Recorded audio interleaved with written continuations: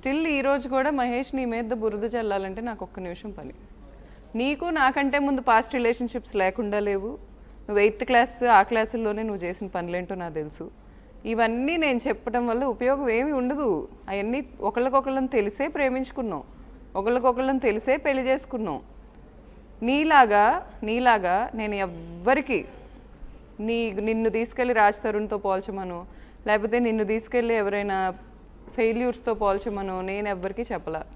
నువ్వు చెప్పావో లేదు నీ గుండెకి తెలుసు. నువ్వెంత చేసినా గౌతమి అనే వ్యక్తి నుంచి డబ్బు లాక్కోగలరేమో కానీ క్యారెక్టర్ లాక్కోలేరు.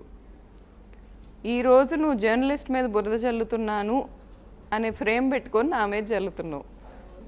ఏంటి అసలు అది? నాకు నవ్వు వస్తుంది. ఇప్పుడు ఆ వ్యక్తి నాకు డిబేట్లో నన్ను కూర్చోబెట్టి చెప్పేస్తే నీకు అంత పొసెసివ్ నువ్వు ఫీల్ అవుతుంటే, నీ దగ్గర రాత్రులు అర్ధరాత్రులు అమ్మాయిలు లిఫ్టుల్లో తిరుక్కుంటా, ఫ్లాటుల్లో తిరుక్కుంటా, మీరు పార్టీయింగ్లు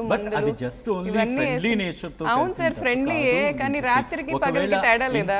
ఇళ్లలో సీసీ కెమెరాలు పెట్టుంటే బయట పెట్టమని చెప్తున్నాడు. పెట్టమంటాడు సార్. అతనికి ఏం పోయింది? నా మీద కదా కేసు అయింది. 100% ట్రూ సార్. పెడితే అతనికి ఏమైంది, వాళ్ళ నాన్నకి ఏమైంది? రిలేషన్షిప్ ఉందని చెప్పి మీరు ప్రూవ్ చేయగలరా? బికాజ్ ఎలిగేషన్స్ గతంలో మీరు వేస్తున్నారు కాబట్టి. సార్ నేను ప్రూవ్ చేయాలి అనే కాంపిటీషన్లో అయితే లేను. ఓకే ఇక్కడ నేను ఎలిగేషన్ వేశారు కాబట్టి నేను అంటే ఇప్పుడు ధర్మ లైఫ్ నాశనం చేయాలి, రితు లైఫ్ నాశనం చేయాలి అనే పాయింటే నాకుంటే నేను ప్రూవింగ్ మీదే కూర్చునేదాన్ని.